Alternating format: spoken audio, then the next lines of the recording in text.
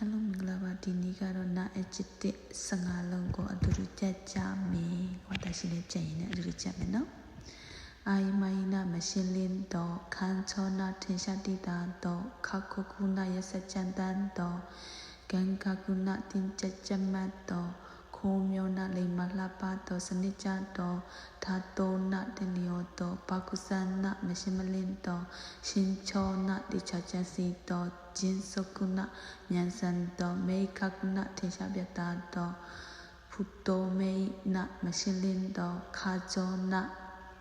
ခါကြောနာအလွန်ချင်းတော့ဖူချူပွန်းနာမလုံလောက်တော့ချီမစနာအသေးစိတ်ကြတော့ခံကိစနာအတူချုပ်ရှင်လင်းတော့ဒီနေ့ကတော့နာအချစ်တစ်15လုံးထက်ကနားထောင်လိုက်လို့ရှိရင်ရတော့မှာပေါ့နော်အကြောင်းအတူတူချက်ကြမယ်အလုံးတတဘိုင်ဘိုင်နောက်မှတွေ့မယ်နော်